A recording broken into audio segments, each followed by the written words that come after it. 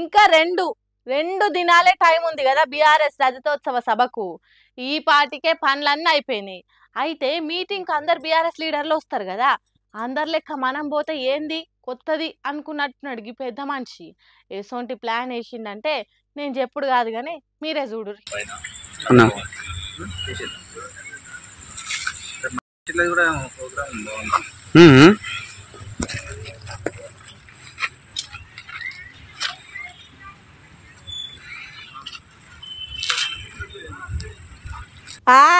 ఏమన్నున్నాయా గులాబీ కార్లు? పార్టీ గుర్తు తగ్గట్టు అచ్చు గుద్దినట్టు బరాబర్ అట్లనే ఉన్నాయి లే కార్లన్నీ. పెయ్యి నిండా గులాబీ రంగు పూసుకొని బీఆర్ఎస్ రజతోత్సవ సభకు ముస్తాబైన ఈ కార్లు మొత్తం ఈ నెల 27 తారీఖు వరంగల్ల భారత రాష్ట్ర సమితి పార్టీ రజతోత్సవ సభ ఉంది కదా, అదే బీఆర్ఎస్ పార్టీ సభ.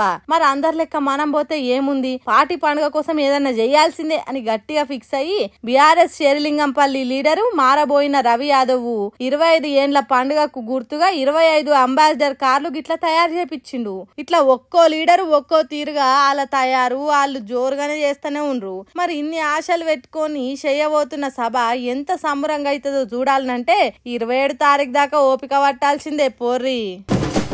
అవ్వవ్వా ఏం గోసిది. ఏప్రిల్ కూడా అడవకపాయే. సూరన్న సురుకులు మామూలుగా లేవు కదా. ఒరక్క జర్ర 5 నిమిషాలు బయటికి పోయి వచ్చిన అంతే, చెమటలతో తడిచి ముద్దయినా. ఇప్పుడే ఈ రేంజ్ జోరుందంటే ఇంకా ముందు ఉంటదట అసలు కథ. ఈ తాప సూరన్న వేడికి బలిగాక తప్పదనే అంటుర్రు మళ్ళా. మరి ఈ తాప ఎండల గురించి వాతావరణ శాఖలు ఓ వార్నింగ్ ఇచ్చిర్రు. అదేంటంటే మన మీద బగ్గా పగబట్టినట్టుండు సూరన్న. 9 దాటితే చాలు సుర్రున సురుకులు అంటిస్తుండు. ఈ వేడికి ఎన్ని గిలాసాలు బాటిల నీళ్ళు తాగినా దూపారతలేదు. ఇక పగటిలైతే వీర ప్రతాపం చూపిస్తుండు. కార్ల ఏసి 4 నంబర్ పెట్టినా, ఇంట్లో ఎంత మంచి కంపెనీ ఫ్యాన్లు కూలర్లు తెచ్చినా, ఆ కూలర్లలో ఎన్ని నీళ్లు పోసినా, ఫ్రిడ్జ్లలో ఎన్ని మంచినీళ్ళ బాటిల్ పెట్టుకున్నా సరిపోతలేవంటే చూడుండ్రి ఎండలు ఏ తీర్ల కొడుతున్నాయో. గావర చక్కెరొచ్చుడు, డిహైడ్రేషన్, కండ్లు తిరుగుడు అవుతుంది. మార్చ్ ఏప్రిల్ అంటే ఎట్లనో గట్ల బయట పడ్డం గాని మే నెలలైతే ఎల్ల రాకుట అయితట్టుంది ఎండలను చూస్తుంటే. పగటి పూట జర్రసేపు అట్లా బయటికి వెళ్తే చాలు ఎండ దెబ్బ తాకుడు ఖాయమట. వాతావరణమోలు చెప్పిన దాన్ని బట్టి చూస్తే ఇంకా వచ్చే రోజులలో ఈ వేడి డబల్ అయ్యే ఛాన్సులు ఉన్నాయట.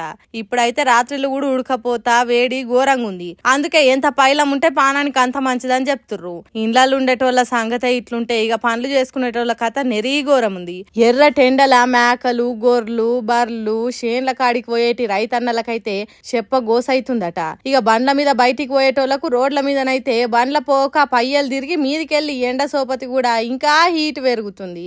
పాపం రోడ్ల మీద చిన్న దందాలు చేసుకొని సంసారం ఎల్లదీసేటోళ్ల పరిస్థితి ఎండకు బలిగాందే పైకం రాదన్నట్టు తయారైంది. ఎంత చెత్తిర్లు పెట్టుకున్నా గాని తానం చేసినట్టే చెమటలు పడుతున్నాయి అంటుర్రు. బయటికి వెళ్తే చాలు తడివట్ట తానం చేసినట్టే చెమటలు పడుతున్నాయట.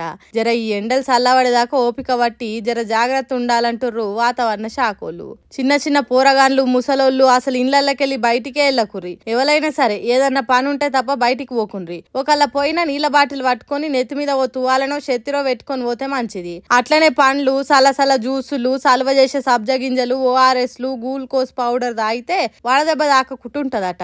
ఇక అయ్యవలు బడి పొరగాన్లకు ఎటు గూడుక సెలవులు వచ్చినాయి కదా అని ఎట్టికి ఇడిసబెట్టకుండ్రి. యాలకింత తినబెట్టి ఇంట్లోనే చల్లగా ఫ్యాన్ వేసి టీవీలో లేకుంటే ఇండ్లనే ఆడే ఆటలు ఆడిపియండ్రి. సూరన్ వెళ్ళిపోయినాకనే సాయంత్రం 6 తర్వాతనే బయటికి పంపుర్రి. ఈ తాప ఎండ దెబ్బ వల్ల చాలా ప్రమాదం ఉందంటుర్రు డాక్టర్లు. ఐలంగుండుర్రి. ఏమంటున్నాం, అటిక పానాల మీద తెచ్చుకోకుర్రి.